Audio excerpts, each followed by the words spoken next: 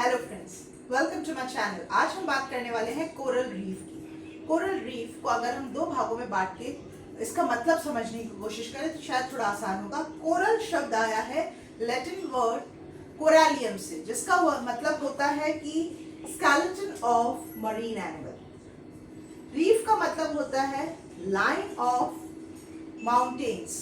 So definition अगर हम इन combine करने की और बनाने की कोशिश करें तो coral reef are nothing, it must be mountains line or line of mountains which is made up with the skeleton of marine animal.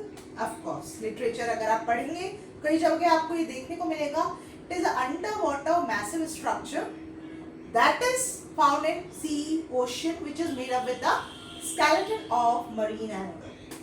Marine animal से प्लीज कंफ्यूजन में मत आइएगा कि सारे के सारे ही स्केलेटन मरने के बाद उनका स्केलेटन डिपॉजिट होता होगा, एक जगह इकट्ठा होता होगा और ultimately they form this reef. No, it is not at all.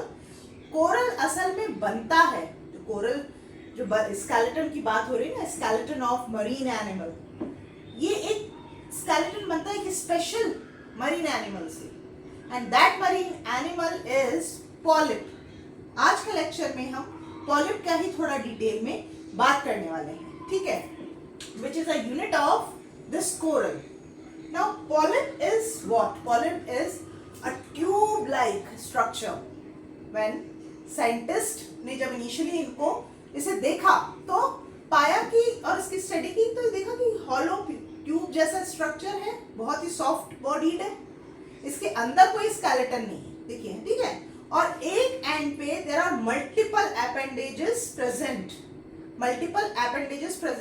which surround a single aperture or hole-like structure, जिसका की काम exactly mouth की तरह था for this animal. So इसका नाम देने के लिए अब क्या नाम दे भाई इस ऑर्गेनिज्म को? उन्होंने सहायता ली पॉलिपस शब्द की, जो कि ग्रीक और लैटिन भाषा में पाया जाता है। उसका भी मतलब कुछ यही होता है, पॉली यानी कई, पस यानी many appendages, आर्म्स या फीट। बट यहाँ पे ये जो अपेंडेजेस हैं, ये पॉलिप का एक स्ट्रक्चर मैंने बनाया है, ये सेंटर में माउथ है और ये surrounded by many appendages which are called tentacles. यहाँ पे इनका काम मूवमेंट का नहीं है, because this animal is sessile, एक जगह स्थिर है, सरफेस मिलता है, इसको सही लगता है, वहीं बैठ जाता है, ठीक है, वहीं अपना पूरा जीवन काटने की कोशिश करता है। ये ससाइल होता है, यहाँ पे मूवमेंट नहीं है। तो इस एनिमल को, इस ऑर्गेनिज्म को किंगडम एनिमेलिया में रखा गया क्योंकि फोटोसिंथेसिस नहीं परफॉर्म कर रहा था, ठीक है। अब इसको किस फाइलम में रखें तो वो एक समस्या आई। अब सॉफ्ट बॉडी था, सिमेट्री ऑब्जर्व की तो इसकी रेडियल सिमेट्री थी, तो इसको नीडेरिया में रखा गया, ठीक है। साथ ही साथ नीडेरियन है तो स्टिंगिंग एनिमल भी है। स्टिंगिंग एनिमल कैसे है? Because of the tentacle. देखिए यहाँ पे अब टेंटिकल का फंक्शन हमें देखने को मिलेगा। These tentacle have a special cell that is called as nidocyte. वो हम सारी डिटेल में आगे लेक्चर्स में बात में लिख के आपको डिस्कशन करूंगी। नीडोसाइट एक होता है जो कि रिलीज करते हैं एक टॉक्सिन या poisonous compound whenever they come in contact with other organism for the purpose of prey.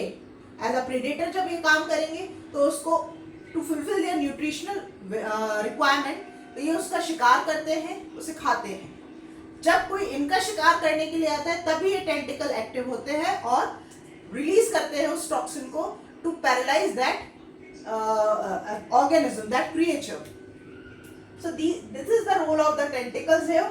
Now appearance के बेसिस पे इसको एंथोजोआ क्लास में रखा गया, क्योंकि अगर आप देखेंगे ना, जिन्होंने पॉलिप नहीं देखा होगा, तो ये बहुत सुंदर फूल जैसी संरचना देखने को लगती है, बट ये फूल होते नहीं है। क्यों? क्योंकि ये एनिमल है, लेकिन अपीयरेंस इनकी फ्लावर जैसी है because of the tentacles. It looks like many petals on a flower, तो that's why it is placed in the Anthozoa class में रखा गया। अब पॉलिप का मेन काम क्या है, वो कैसे इस रीफ अकेला, तो अब जब मैंने बोल दिया कि सॉफ्ट बॉडीड है, नीडेरियन है, तो ये कैसे काम कर रहा होगा। स्केलेटन की भी बात हो रही है, बोन के बारे में अभी तक चर्चा नहीं की मैंने। देखिए बोन, क्योंकि इसकी बॉडी में अंदर नहीं है, बोन होती है, इनफैक्ट बोन प्रॉपर बोन नहीं होती है, स्केलेटन टफ स्ट्रक्चर रिलीज करते हैं, कंपाउंड्स रिलीज करते हैं जो कि इकट्ठे होते जाते हैं इनके बेस पे। इसके माउथ के through water get enter into the body and within the body it get processed, it get converted into other compounds, modification होता है, केमिकल रिएक्शन होता है and that release out, secreted out of the body, and at the bottom, at the base, they get deposited and form structure that is called corallite. Corallite majorly made up with the calcium carbonate. ठीक है, wrong concept मत बना लीजिएगा कि हाँ ma'am ने बोला है कि कैल्शियम कार्बोनेट है तो सिर्फ रीफ हमारे कैल्शियम कार्बोनेट नहीं, मेजरली कैल्शियम कार्बोनेट पाया गया है लेकिन और भी कंपाउंड होते हैं। ठीक है, नाउ these corallite मिलके कई सारे कोरलाइट भाई बनते जा रहे हैं और वो रीफ बनाते हैं। अच्छा, with in the coral reef these polyp remain associated by a structure, a living bridge called cenosac. Why I am saying living?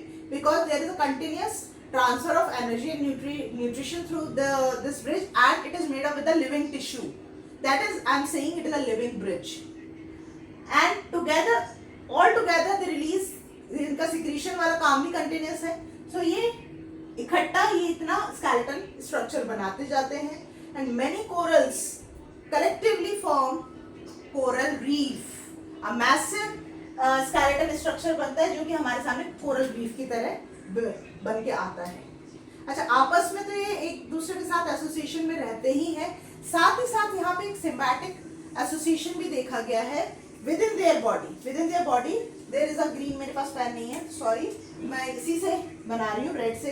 With in their body what we have found an algae, a photosynthetic microorganism that is called zooxanthellae that performs photosynthesis and makes food for them and in turn they remain protected, ठीक है, from the surrounding, from the environment।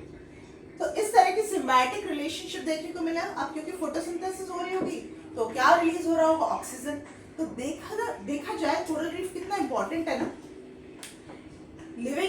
दो living creatures इन coral reef में रह रहे हैं, polyp और that algae, microscopic organism, photosynthetic organism.